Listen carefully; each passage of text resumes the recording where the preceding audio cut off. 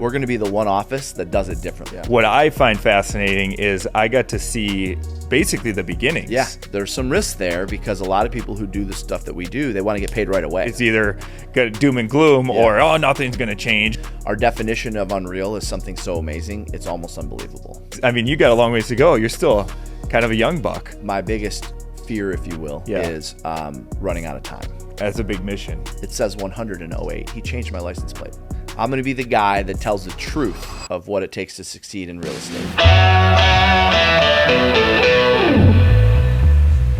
All right, Jeff, thank you so much for coming here and sitting down. I know you're speaking to Milwaukee as a whole in the afternoon, and I tried to use the opportunity to see if we could get some one-on-one time because I'm really, really excited for what you're doing and what you have to say. So yeah, happy to be here. Cool. And I want to start with where you're at now. Okay. And then we'll kind of go backwards and things like that. We'll see where it takes us. But right now, what I see with, GloverU, what you're building, and you still have your team, Glover Agency, and you've got a lot going on. Yeah. With GloverU specifically, what I've seen is you are becoming the kind of the first take on whatever the industry is happening, the real estate industry. You're becoming the person that people turn to. Sure. And right now, especially this year, that's very timely and relevant. So was that always your plan, or is that just something can you tell us about that a little bit? Yeah. So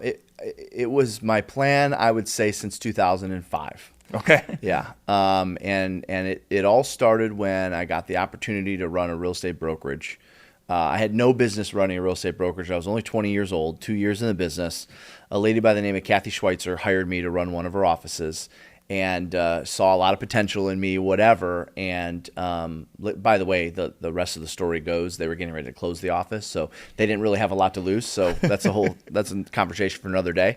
But I remember they gave me the manual that they wanted me to teach on. This is how you get agents into production quickly. And it was a manual from the franchise that we're affiliated with, not the franchise now, but a past franchise. And I just remember flipping through it and seeing a lot of, best word I can use is soft stuff, like things that are not going to help people produce a lot of revenue or income in real estate. It was all just, the way I saw it, is stuff to just help people maybe make a living. And at that moment, I made the decision, of course, I lacked some business maturity, so maybe that helped or hurt this decision. But I essentially threw that book away and said, you know what? We're going to be the one office, because they had 16 offices in Metro Detroit. We're going to be the one office that does it differently. We're not going to follow this book. Okay. And I'm going to create, everyone's going to have start times. We're going to have role play sessions. We're going to have one-on-ones. I essentially created what I thought it would take to help an agent succeed. And I just remember thinking after it started to work, because I remember the first role play session, there was me and one other guy. His name was Frank. And every morning it would just be me and Frank role playing for several weeks or even months, till finally a third person joined us, and then a fourth person joined us. And we were the fastest growing office in the chain in terms of agent productivity. And so for 2 years after I started there.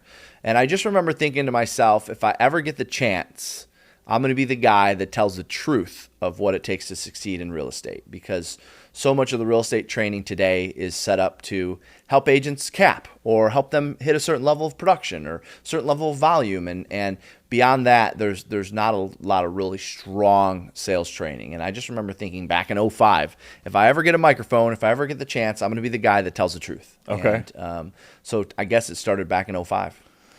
That's awesome. And now this year with we have a big national lawsuit in our industry, and the way business is going, I mean, depending on who you talk to, it's either got doom and gloom or, oh, nothing's going to change. It's all like everyone's over dramatic. Yeah. What is your take on this? Yeah. Well, I think it's going to be great for listing agents. Okay. Hands down.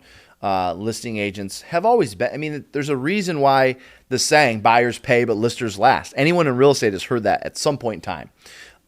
Now it's going to have to be revised to buyers pay sometimes and listers still last. Yeah. So I believe it's a really great thing for listing agents. I think listing agents per transaction are actually going to end up netting more because I think there's going to be a good amount of buyers that are going to want to circumvent the process and just go right to the listing agent. And so long as the agent has something in their agreement for handling both sides and what that compensation is, I think listing agents are actually going to do well. You're already starting to see some of the aggregators move back to the model of the leads. The listing agent has the first opportunity to buy them first. Yep. And like they're doing monthly subscriptions now, and so that's what it was when we first started. With Realtor.com and so forth. If you had a ton of listings, you had a ton of buyer leads. And then, of course, obviously Zillow showed up and changed that game. If you had a ton of listings and you want your leads, you got to buy them, right? So I think it's actually going to shift back to that, which is going to be an advantage for listing agents, because if listing agents now have leads from their own listings, they can do a lot more with that. On the buy side, I think that we're probably going to see a handful of agents that specialize in working with buyers perhaps get out of the business because they don't like the seller side. I mean, you meet agents all the time that say, "Oh, I hate working with sellers," or even there's even agents out there that refer sellers to other agents because they don't want a listing.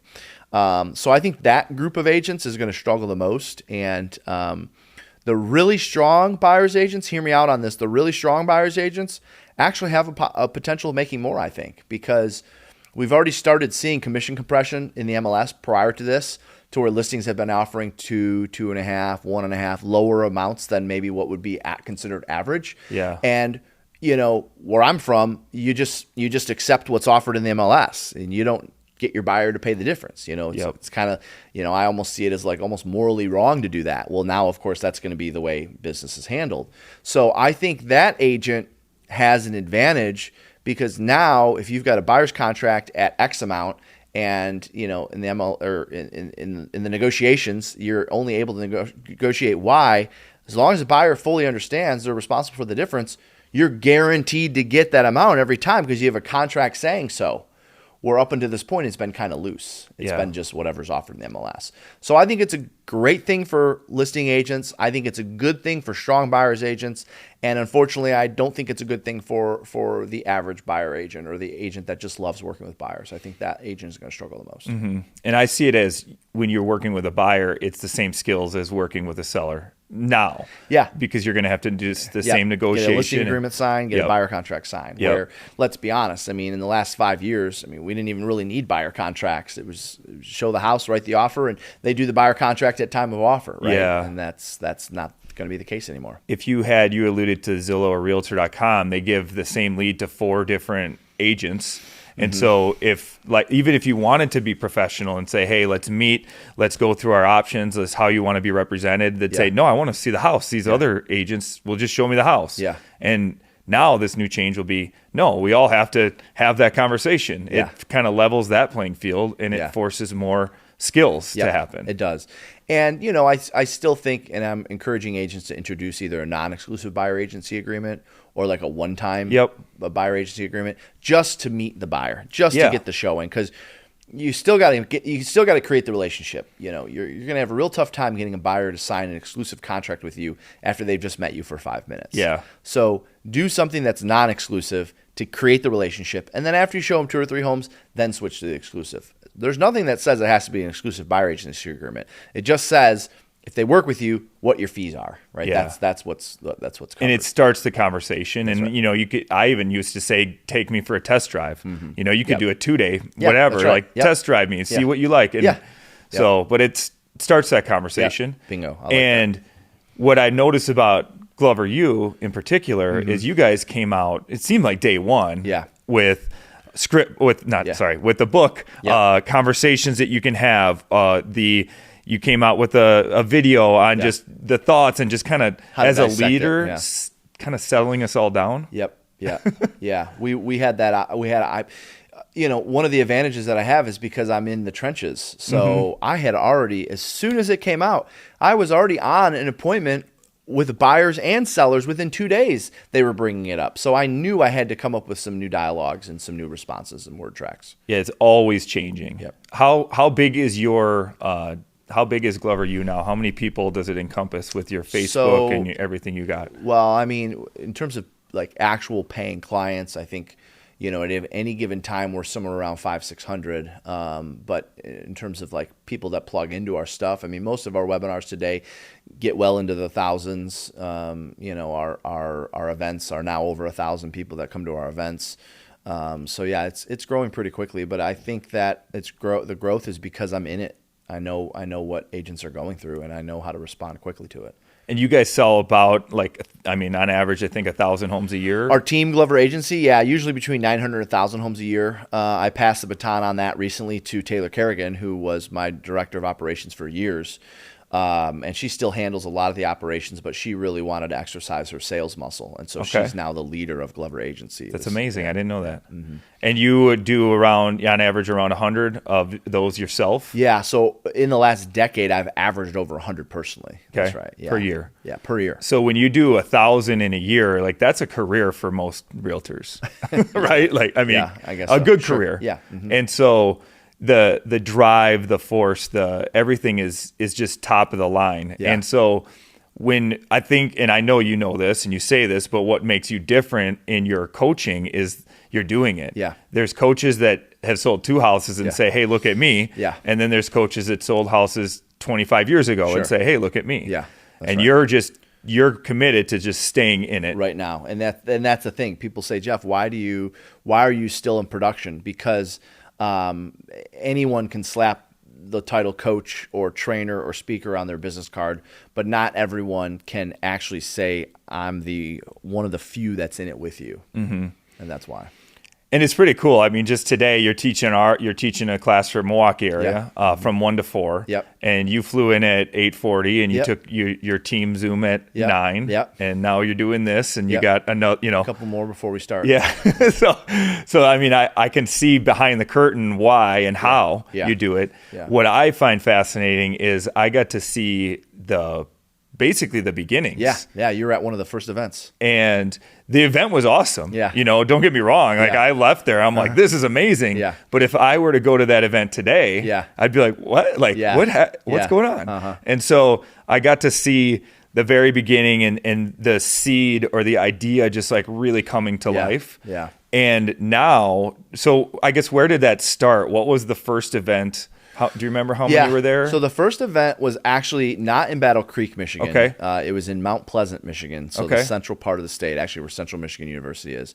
And that event had 143 in attendance, and that was January of 2018. Okay. And the one so we had 2 before the one, I don't think, so then we had one in Maumee Bay, Ohio, which was the summer of 2018, and that one had about the same amount. It didn't grow much, like maybe 150, 160. I think we added maybe 20. Okay. And then January 19, I don't even like to say that one didn't put us on the map, but it had helped because we had 250 at that one. So we grew by 100 at that one. Yep. But it was actually that next summer, June or July of 2019, the Traverse City Retreat. Yeah. That one hit over 500. Mm-hmm. So it was like we were, like a train, slow to get going. But then, once we hit 500, the very next one in January was in Orlando. I took the risk to go to Orlando, where we had no followers down there, but I just thought people from the Midwest would come south, and that one ended up with 500-600 as well. So we were happy to break even actually because we were in a brand new market. Yeah. Because up until this point, I was only doing Michigan, Ohio, just stuff around the Midwest. Yep. And the one in Michigan, hopefully no one got in a crash on the way home, but the storms were pretty bad. We will never do a big event like that in the winter in Michigan, that's for sure. What do you think caused the jump from 250 to 500? I think word of mouth was a big part of it. I think that, the model or in the way really I've been growing GloverU is just everything's free all the time. Like there's always something that we're doing that's free. Yep. And it's basically my way of saying, take a chance on me. I won't even charge you anything. And, people can literally watch webinar after webinar after webinar after webinar, get workbook after workbook after workbook, get free downloads on half the stuff before they're even asked to pay to buy a ticket to something. Mm-hmm. And my philosophy has just been, if I can show you who I am and what we're about, you're going to want to get involved at some point. And so there's some risk there because a lot of people who do the stuff that we do, they want to get paid right away. And, good, bad, right, or wrong, I'm proud to say since GloverU's inception, I haven't taken one dime out of the company, not a single dime. Everything has gone back into something, back into training opportunities for our coaches, back into marketing. People are like, gosh, I see GloverU in my feeds all the time. Well, we're spending a lot of money on marketing now because I'm not taking dividends from the company. I'm putting it all back in for the sake of growth. And that's not something that a lot of people are in a position to do. When they start a side hustle or another business or something like that, they're doing it to pick up extra income. Yeah. And that was never my focus. I was not interested in doing it for the extra income. I knew that that'd come later. And everyone wants it now. Everyone wants whatever it is now. Yeah. And I see from that 5-year period to where it's going, I get excited about 5 years from now or 10 years from now or like what I can't even imagine because we're at that like hockey stick moment where the curve of the hockey stick, like right at that point where it's like starting to go up and like it's right there. We can see it. We can feel it. Yeah. I mean, what do you know what that, like, what do you think 5 years will look like right now for you, for Glover? In the space, in the training and coaching space, there's really two things that are measured in terms of success. I'm not a big fan of either. I prefer to be measured by success stories. Like I want to be known as the company that has more success stories than any of them. Like that's my main measuring stick. Meaning like the agents that are in our coaching or the leaders that are in our coaching. But in the coaching space, there's really two measuring sticks. Audience size from events, because usually events are where people decide, yes, I want to get involved. Audience size of events and just paying coaching clients. And so I would imagine that our audience size in 5 years is going to be somewhere between 3,000 and 5,000 people per our big events, and paying clients is probably going to be somewhere in the thousands. 1,000, 2,000 people. Okay. Yep. And you're going to be there's very few go-to voices for real estate, industry. And I'm going to stay in it. I'm going to stay in it. Yeah. Like people are like, when you're making all the money you want to make off of, brokerage or the team or GloverU, are you still going to list and sell homes? Absolutely. Yeah. Because that's going to be the differentiator, because that's how I can stay ahead of our competition. Yeah. Because you've got a long ways. You got a long ways to go. You're still kind of a young buck. I'll be 40 this summer. Yeah. So, it could it's mind blowing to think of where it could go. Sure. Yeah. And so that's a really cool thing. And so when you're doing, you mentioned you're coaching clients. Yeah. And how many coaches do you have under Glover? Is that under GloverU too? Yeah. Yeah. So coaches, we have about 16 coaches. Okay. Yep. And they're either one-on-one coaches or group coaches. Okay. Yep. And are you still doing one-on-one coaching with anyone? So I'm very big on being in the trenches. Now, I don't personally enjoy coaching. I have 6 coaching clients, and that's my max. And I only do it, number one, because I want to see them succeed, but also because I want to be able to say to our coaches that I'm in the trenches with them. No different than on the sales team. Yeah. So I personally have 6 clients, and I work with them all on Saturday mornings, and I coach a few teams, large teams around the country. Okay. Yeah. And you can't do all this alone. Mm-hmm. So I was fortunate enough to go to one of your coaching. Is it just like a coaching retreat? Yeah.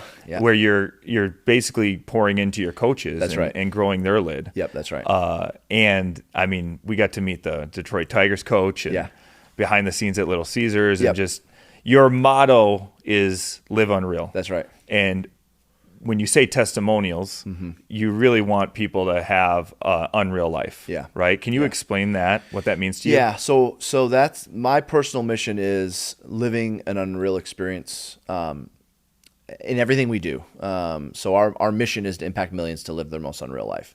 Our definition of unreal is something so amazing, it's almost unbelievable. And so where that came about is we believe, just through observation, we believe that your best life, when people think about their best life, we believe that that's actually limiting you and holding you back. And we believe that because if you think about it, Scott, your best life is made up of a culmination of ideas, thoughts, people that you've spent time with, your environment, your background, your upbringing. When people For instance, when you first got in the business, and maybe you still do this with your agents today. We still do too, by the way. We believe that your best life is a step towards your unreal life. But vision boards are a perfect example of this. Everyone draws things or puts photos of things that they want on their vision board and keeps it in front of them. And the things that are on your vision board are made up of thoughts that you have from people that you've spent your time with. And so when people say, I'm just living my best life, or I'm chasing my best life, or I'm going after my best life, there's nothing wrong with that, but we also think that that's very limiting because your unreal life is beyond that. We believe the unreal life is a life that you couldn't even fathom today. Like you can't even imagine it because, again, you haven't been surrounded by those people to influence you in that kind of a way. And so we came up with a formula called the Unreal Life Formula, and we share it at our big events. We start off, we believe so much in it, it's like our Pledge of Allegiance. We start off day one, first thing in the morning with the Unreal Formula on Monday of every single one of our events. And that's because we want to teach people that there is a life beyond, just having things and places you want to go and vacationing and so forth. And we really want to teach people how to experience an unreal life. Mm-hmm. Do you know what that looks like for you? I'm living it. Okay. Yeah. I'm living it, and I'm continuing to expose myself to greater things and different people that can help me continue to think bigger and create opportunities for others. And so I'm doing it. Yeah. When I think about when I envisioned it when I was 20, 21 years old, that's kind of when I first pictured it. And, now I'm living it. Now here's the deal. Twice a year, we go through the formula again, because what happens is, even if you've heard it several times, people that come to our events hear the formula multiple, this is my fifth event. So I've heard the Live Unreal formula 10 times now, or 5 times now, whatever. You're always in a different spot when you get to do it again. Yeah. And so the last event that we had over in Phoenix this past January, because we normally have like a different speaker, different coach present it. This was the first time I presented it, because we've had Kate present it early on. We had Justin present it several times. We had Matt Sutter present it several times. And this is the first one that I presented. And so while I was presenting it and walking through everyone through my personal unreal life, and I was connecting the dots of what it looks like for me, I know for a fact, a year from now, if I were to go redo it again or present it again, my presentation will look different, because it's not like a final destination. It's you're always on the journey. You're just growing through that. Yeah. And it's yours. Mm-hmm. You got the opportunity to go to the draft a couple days ago. Yeah. Right? In Detroit. And, I imagine that you're working hard, but you're not afraid to have fun. No. Some people say, "Oh, you're like work hard, play hard," and yeah, I mean, I'm always on the go, and I am a little different in terms of I spend my downtime a little differently than probably a lot of other people, and that's my way to reset and recharge, and that's what makes it worthwhile. Putting in the hours during the week so I can enjoy things that come up, opportunities like that. What is there anything that you can pinpoint of the cause this just unsatiable thirst or drive that you have? Is there an event that you or like what causes this for you? Because it's impressive. I think what it is seeing so many people in the space that are doing or attempting to do what I do, and agents and leaders in the real estate space are following them, and they're giving bad advice. And so it's kind of like, I'm not here to put anyone out of business. I'm here to make sure people know that I'm going to tell you the truth of what it's going to take to succeed. And so I'm not going to stop until I can impact everybody in that way. And so that's my biggest fear, if you will, is running out of time. And so I'm going as hard as I can, as fast as I can right now, because we don't, tomorrow's never guaranteed. And I want to try to get to as many people as I can before I'm gone. Okay.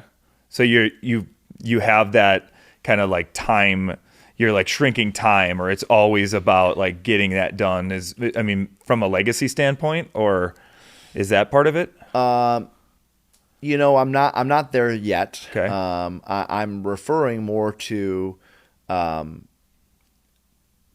more bad apples there are out there doing what I do, the less chance I have of impacting someone. And what I mean by that is, if somebody is not really giving honest advice, or they're in it for themselves, like for instance, there's a lot of coaches today, good, bad, right, or wrong. And by the way, if they're transparent with it, I don't have a problem with it, so long as they're transparent with it.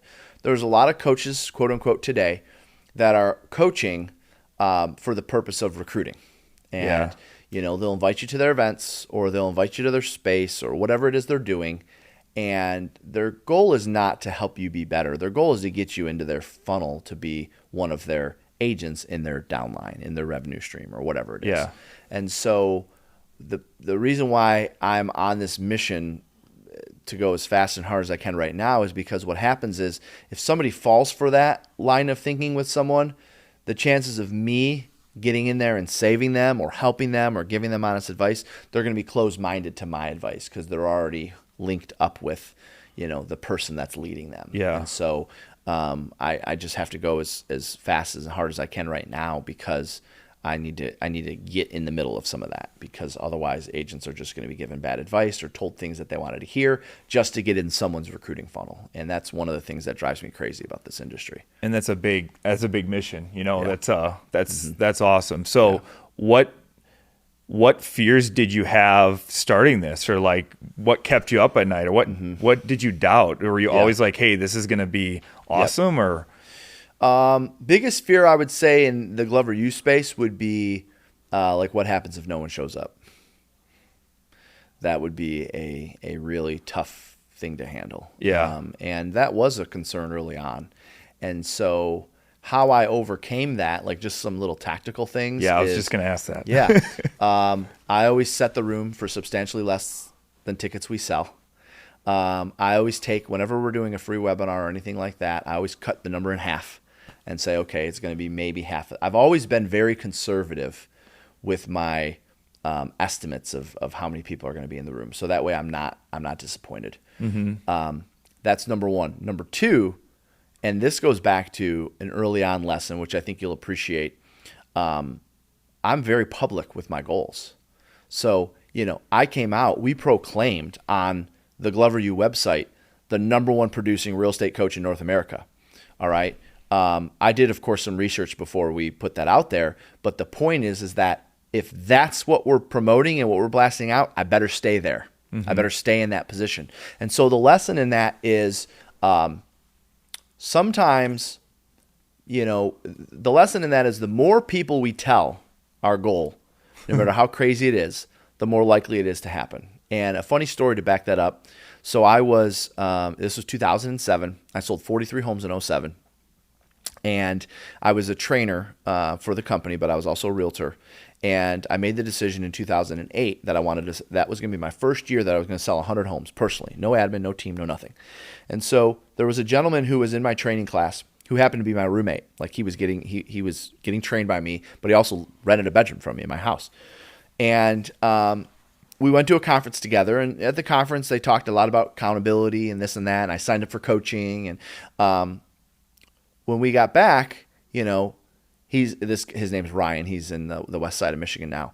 He said, we got to tell everybody. I'm like, what are you talking about? He's like, no. The more people we tell, the more likely it is it's going to happen. We're telling everyone.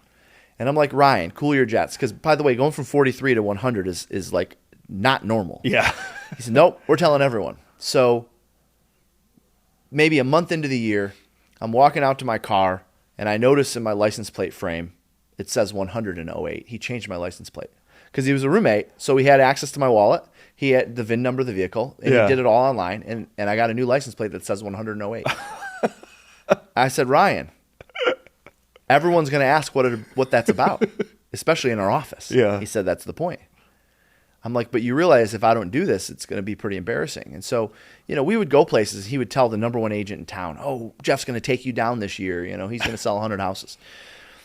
The point is that if we all have goals, most of us have goals and we keep them internally. Like, for instance, weight loss goals. A lot of us don't publicize, hey, I want to lose this. We don't tell a lot of people that. We keep it internal. Yeah. And then what ends up happening? You don't lose the weight and no skin off your back. Nobody knew. You didn't tell anybody. You're not that embarrassed. You're still the same person. Where it's amazing what we'll do to avoid embarrassment, right? Like, it's amazing how we'll hold ourselves accountable to something we told someone else, but not something we told ourselves. And so as often as possible, like, for instance, another example with GloverU, Kate and Taylor suggested that I introduce this idea of writing a daily message. Mm-hmm. And I said, you guys, you don't understand how much thought has to go into a daily message. Like, I don't have the time right now. Like, let's start off with a weekly message. And if that gets good reception, nope. So what did they do? They went to our marketing department and put out an email and put out a social media image saying, click here or whatever, introducing, if you want to subscribe to Jeff's new daily message. So they put it out there as a daily message. And so that, the point is, the more people you tell about the crazy things you do or don't want to do, the more likely it is it's going to happen. Yeah, and you're the one every day, right? Yeah. Texting that out or now emailing it? Yeah, this morning's I wrote it on the plane over here every morning. Mm-hmm. Where do you come up with topics for that? I mean, it would be easy the first 5 days. Yeah, but so I think about, again, my unfair advantages. I'm in the trenches. So I think about, all right, what did I do yesterday? What came up? Did I go on an appointment? No. Did I talk to a client? Yes. How'd that call go? Oh, they pushed back on this during the negotiations. Okay. How did I handle that? Did I get it done? Yep, okay, there's today's. Every day I just think about what I did the previous day. Now, some days I don't have any new production to report. So then I'll think about, okay, who did I talk to that's in the industry and what were some of their challenges? Or sometimes agents will reach out to me and say, Jeff, I got this objection. How would you handle it? And I'll grab that and say, I'll handle it on tomorrow's message. Thank you. Yeah. Thanks for the idea. Yeah. So just every day I'm reflecting on the previous day and writing my thoughts. Sharpens the saw a little bit, or keeps it sharp. It does. Yeah, for sure. Yeah. If every, all of my team meetings or office meetings or whatever, I catch myself saying, well, Jeff Glover says this, or Jeff, I watched Jeff Glover, his 6 rules of objection are this. Yeah. And so it's kind of funny because then you make it so succinct or easy. I mean, the objection handling one, it's like a 12-minute. Yeah. I mean, that's a plug and play. Yeah. And I mean, you can find all these on YouTube or wherever. I mean, most of them are out there for free. What I love about it is, because I started up my office too, and the vast majority of agents say, well, I'm not a salesman. Mm-hmm. I don't want to be a salesman. Yeah. And I think, like, why? Yeah. Like, what is it that the word salesman that gives you that bad feeling? Sure. And what does a salesman mean to you? Like, being a true, like, professional salesman. Yeah. You are selling, in most cases, the most valuable product that a consumer owns. They want a strong salesperson. Mm-hmm. They want someone who's professional. They want someone who's polished. You could make an argue, well, they want a consultant and this and that. That's fine, but they respect. This is their product. They want to get top dollar for it. So whoever's going to go out and behave like a strong, successful salesperson is going to be more likely to get them top dollar. And that's what they want, especially on the seller side. The buy side's a little different. The buy side of the transaction is more of a concierge experience. It's more of a emotional experience, if you will, where the seller experience is very logical. Yeah. And it's very much they want someone who's direct. They want someone who's strong. They want someone to tell them what to do. And sales at the end of the day is.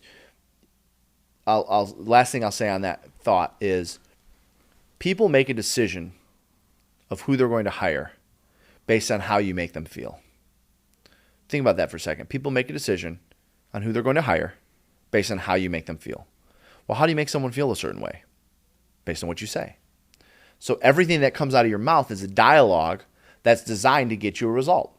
And so a strong salesperson knows the art of asking good questions and learning good dialogues and practicing and role-playing and chanting, because the dialogues are all designed to make people feel good.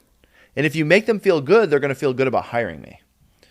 And so it's just asking. Sales does not have to be complicated or feared. It really is just asking great questions in a methodical order. Honestly, if you boil it down to that, it's really what it is. It's asking great questions in a methodical order. And I love that you said that. And I know you do a ton on personality too. So I would add in, like, an understanding what the styles. personality We're covering they some of that today are with your group. and because that's how I think of sales. Yeah. It's just like I'm helping them make a good decision. Yeah. If it's not a good decision for them to sell or buy, like I'll be the first one to tell them. That's right. So it's not getting them to do things they don't want to do. It's helping them make that best right. decision. Yeah.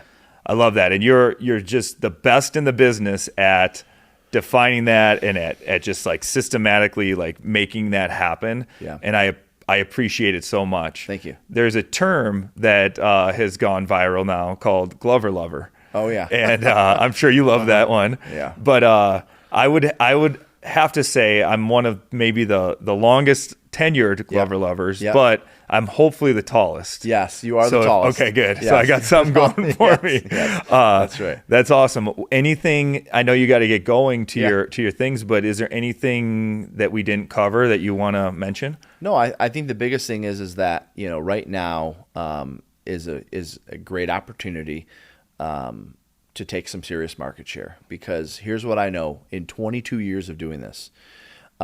Whenever there's negative talk in the media and in the real estate industry, whether it's Inman or even, some brokers out there who are negative, the decline in business always pales in comparison to the decline in real estate agents who are working that business. And we have historical data to back that up. Even if you go back to 2008, 9, and 10 when the market was in the tank, we don't have to get in the exact numbers, but you could look it up. There was actually more deals per agent during the worst years. There was more to go around. Yeah. And so when people tell me, oh, listings are down, what am I going to do? And now we got this new NAR thing coming in. I just, in my head, think to myself, you got no shot if you're buying into that, because what's going to happen is, the perfect example is listings are down. They've been down in every single market in the U.S., and our listings have maintained exactly the same. 5 years ago, we were taking 75 to 100 listings per month. Today, we still take 75 to 100 listings per month. Why? Because while everyone else was going in an opposite direction, we went all in on sellers and said, you know what, we're going to go get our unfair share. So just don't justify. The best advice I can give is people justify. Well, listings in our market are down, so it's okay. My listings are down too, but not, it's okay. That's justifying. Mm-hmm. Where instead, I think to myself, that's average agent mentality. We're going to go there's less listings, let's go get more of them. Because whenever there's less of something, everyone's running away from that and working, doing more open houses or working more buyer leads or whatever. So if there's less of something, I actually believe there's more opportunity with that. Mm-hmm. That's awesome. Yeah. Very cool. Well, thank you so much. I'm looking forward to seeing you continue to grow. Yeah, thanks for having me and for all your support. It's Yep. been great working with you guys, seriously. Yeah. Thanks, guys. Excellent. Wow. What an action-packed podcast that was. I'm so excited he got to sit down with us, and he's coordinating a lot of different things. And as a goal of this, if you could take one nugget and it could cause you to take action on something that's always been in your head and it hasn't quite made its way to reality, hearing from a guy like Jeff with everything he has going on, it didn't start overnight. It didn't happen overnight. It's just time over task. And I hope that people like Jeff can continue to inspire you. And if so, please comment, share your stories. Be sure to follow, like, subscribe, and share this episode with whoever you think could use it.